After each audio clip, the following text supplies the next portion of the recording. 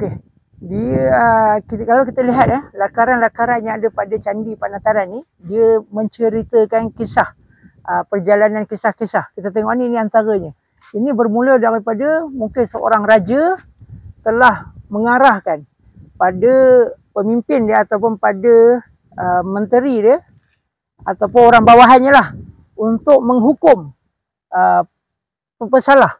Dulu pesalah bagaimana zaman ini? Pesalah diikat dengan tali begini dan dibaringkan. Pesalah diikat dengan tali dan dibaringkan. Kemudian ada yang menindih lah. Ada yang menindih di atasnya. Kemudiannya dia dibawa oleh orang-orang suruhan raja, dibawa untuk dihukum. Apakah hukumannya? Ni sini. Nampaknya hukumannya hukuman bunuh. Ada seorang yang menindihnya di bahagian kaki dan pegang kapak. Kemudian di dadanya ada seorang lagi menindihnya dengan lembing. Dan seorang lagi di kepala, di bahagian kepala yang pegang batu. Maknanya barangkali lah dia dihentak kepalanya dengan batu, kemudian ditujah dengan lembing. Ini apa tu? Menunjukkan, yang saya nak terangkan sini adalah lukisan ni dia ada kisah-kisah dia, kesinambungan kisah-kisah. Itu saja.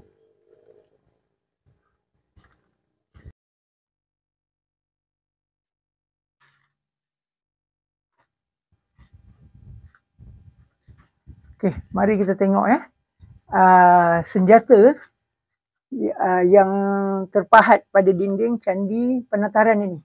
Yang kita lihat ni dia seakan-akan seperti sundang. Senjata sundang dipegang oleh, mungkin ini adalah panglima lah, yang dipahat pada Candi Penataran ni. Bermaknanya senjata seperti sundang ni telah ada pada zaman inilah, abad ke-12 hingga abad ke-13 Masihi.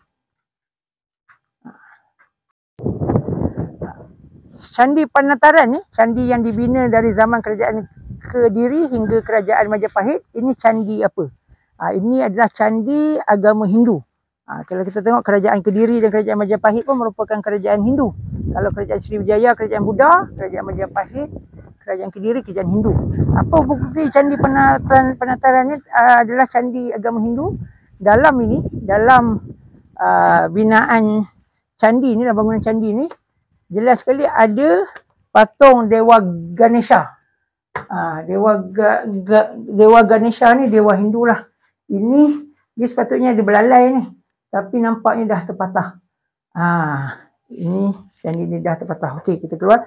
Dulu apabila zaman dakwah Islam, apabila zaman-zaman Wali Songo telah berjaya mengislamkan Jawa Timur ini, maka Candi Penataran ini tidak dimusnahkan tetapi diabaikan.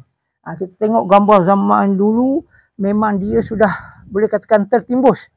Sehinggalah disebutkan dalam History of Java, Stanford Raffles, abad ke-19 lah, Inggeris, pegawai-pegawai Inggeris, ahli arkeologi Inggeris telah menemukan kembali Candi Penataran ni dan dibongkarkan kembali dan dibina dengan, disusun dengan cantik seperti ini.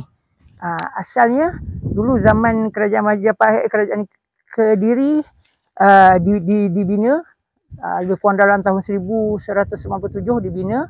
Kemudiannya apabila sampai dakwah Islam telah diabaikan, ditinggalkan sehingga ditimbun dengan tanah-tanah lah. Abad ke-18, abad ke-19, ahli arkeologi Inggeris telah membongkar kembali, membina kembali candi-candi ini.